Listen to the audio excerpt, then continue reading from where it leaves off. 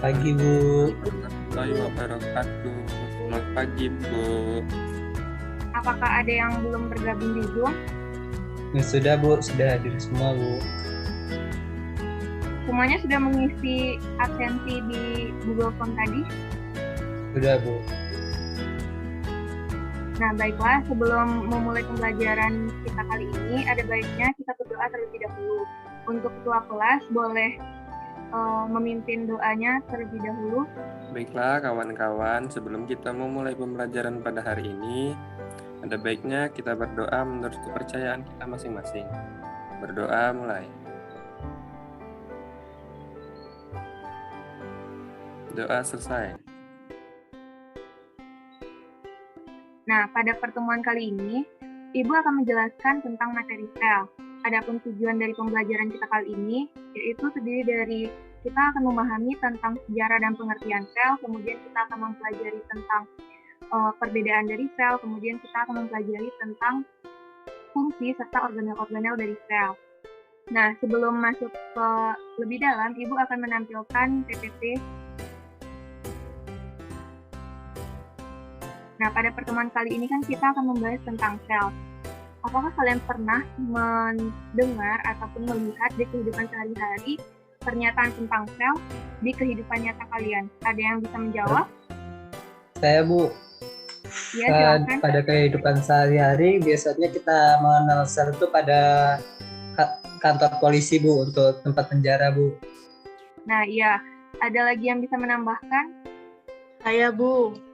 Sel yang biasa saya lihat di televisi biasanya berbentuk ruangan, Bu. Ruangannya diberi dinding pemisah antara satu sama lainnya dan di dalamnya terdapat orang atau penjahat. Nah ya, penjelasannya sudah benar. Ibu lengkapi sedikit bahwa di sel itu berupa ruang kosong yang kemudian dibatasi oleh dinding-dinding. Nah, perumpamaan antara orang yang di dalam sel itu dapat kita umpamakan sebagai organel-organel yang terdapat di dalam sel. Nah, tadi kan Ibu sebelum pembelajaran dimulai sudah meminta anak-anak semua untuk membaca modul yang Ibu berikan. Nah, ada yang tahu tidak siapa pencetus sel pertama kali? Saya, Bu. Ya, silahkan. Tadi, Bu, saya sempat membaca kalau pencetus utama dari sel itu adalah Robert Hooke. Ya, benar. Ada yang tahu lagi apa yang diteliti oleh Robert Hooke? Saya tadi membaca bahwa Robert Hooke melakukan penelitian tentang gabus, Bu. Ya, jawabannya benar. Jadi Ibu tambahkan bahwa sel itu diamati oleh Robert Hooke. Nah, ini adalah Robert Hooke. Robert Hooke ini melakukan penelitian tentang sel pertama kali. Jadi dia nih yang mencetuskan kata sel pertama kali. Dia melakukan penelitian pada gabus yang kemudian dari hasil penelitiannya itu dia menemukan suatu rongga kosong. Nah, rongga kosong itu dia sebut sebagai sel. Jadi dialah orang pertama yang mencetus kata sel. Nah, dari Robert Hooke tadi, banyaklah penelitian-penelitian tentang sel berkembang. Jadi ada banyak para peneliti yang meneliti tentang sel. Ada Felix Dujardin, ada Johannes Purkinje, ada Schwann dan Sladen. Nah, Schwann dan Sladen ini adalah peneliti yang terkenal dari sel. Nah, jadi dia itu meneliti dari struktur hewan maupun sel tumbuhan. Nah, dari penelitian itu, dia dapat suatu konsep bahwa pada tumbuhan terdapat struktur yang sama, pada hewan terdapat struktur yang sama. Jadi dia menyimpulkan bahwa baik pada hewan, baik pada tumbuhan, itu memiliki satuan struktur yang sama, yaitu sel. Jadi sel disebut sebagai unit struktural terkecil dari makhluk hidup. Nah, kemudian ada Robert Brown, ada Max Hulse, kemudian ada Rudolf Virchow. Nah, Rudolf Virchow ini juga terkenal penelitiannya. Dia menjelaskan bahwa sel itu berasal dari sel sebelumnya atau omnicellular excellular. Lalu apa sih pembagian dari sel? Ini adalah pembagian dari sel, di mana para peneliti yang telah melakukan pengembangan penelitian dari sel menemukan adanya perbedaan dari dua sel tersebut. Ada yang namanya sel prokariotik sama sel eukariotik. Kalau sel prokariotik itu intinya adalah tidak memiliki membran inti, sedangkan sel eukariotik tidak memiliki membran inti. Jadi ingat ya, keduanya itu perbedaannya antara tidak memiliki membran inti sama memiliki membran inti. Nah, sel prokariotik itu contohnya adalah sel bakteri, di mana kalau sel bakteri itu organel-organelnya berupa organel yang sederhana. Jadi kalau eukariotik itu memiliki banyak organel dan contohnya adalah sel tumbuhan, ada sel hewan. Nah, sel manusia sendiri merupakan sel eukariotik. Ada lagi nih perbedaan antara sel hewan dan juga sel tumbuhan. Sel hewan itu dia tidak memiliki dinding sel, tidak memiliki kloroplas, kemudian tidak memiliki plastida, sama tidak memiliki vakuola. Kalaupun ada, dia berukuran kecil. Nah, oleh karena itu, sel hewan ini dia tidak bisa atau tidak mampu membuat makanannya sendiri karena tidak ada komponen kloroplas dan juga plastida di dalamnya. Nah, kalau pada tumbuhan ini sendiri terdapat dinding sel, kemudian terdapat kloroplas, dan organel paling besarnya sendiri adalah vakuola.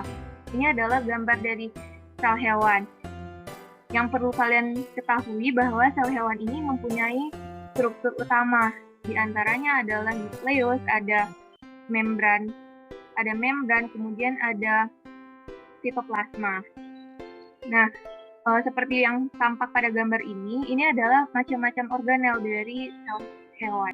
Struktur utama dari sel, membran sel ini sendiri yang perlu kalian ingat bahwa membran sel itu terdiri dari fosfolipid, dari bagian ekor dan juga bagian kepala. Nah, kemudian di dalam membran sel ini juga terdapat protein. Ada dua proteinnya, ada protein perifer, kemudian ada protein integral. Nah, kemudian pada membran sel ini sendiri juga terdapat karbohidrat. Karbohidratnya sendiri juga ada dua, ada glikoprotein sama ada glikolipid. Nah, kalau sitoplasma itu adalah cairan yang berada di dalam sel, tapi bukan nukleus, karena di dalam nukleus ada nukleoplasma.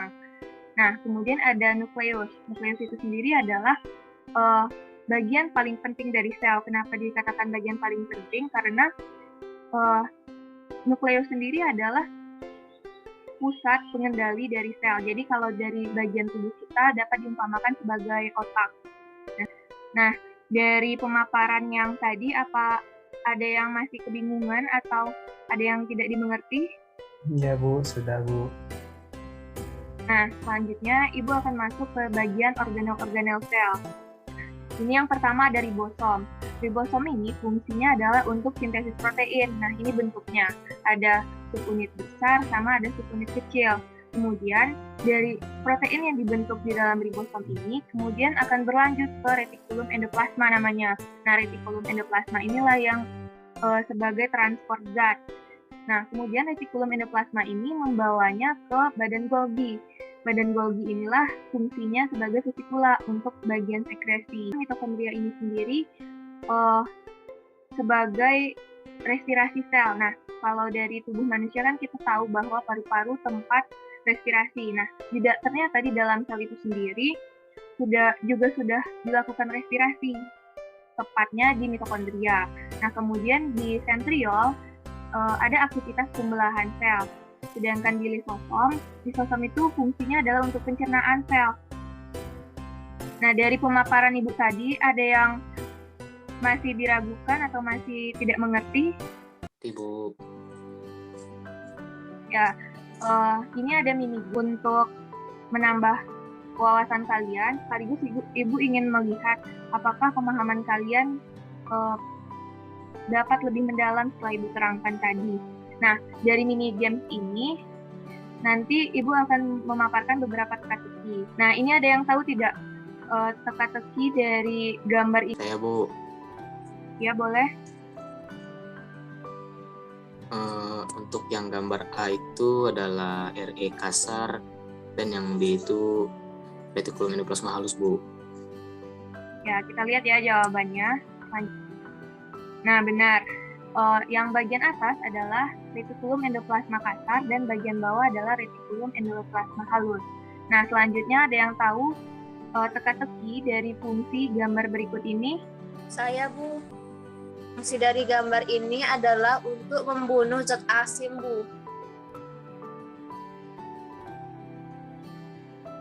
Nah, ternyata ini adalah gambar lisosom.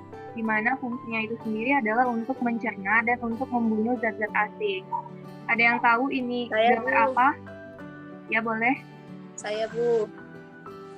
Untuk yang A itu gambarnya adalah bagian hidrofilik, sedangkan bagian yang B itu adalah hidrofobik, Bu. Ya, kita lihat jawabannya ya. Ternyata jawabannya benar.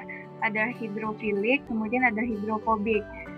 Nah, mini game tadi sudah habis. Ternyata pemenangnya adalah Ulin Atika. Nah, Ibu akan memberi reward kepada Ulin Atika untuk tidak melakukan pengumpulan catatan pada minggu ini.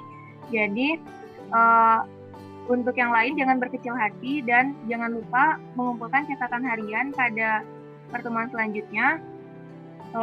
Kemudian Ibu akan memberikan kesimpulan dari pembelajaran kita hari ini, di mana sel di dalam tubuh kita itu sendiri adalah unit terkecil dari makhluk hidup. Artinya dia merupakan penyusun dan juga memiliki fungsi paling kecil di dalam tubuh kita.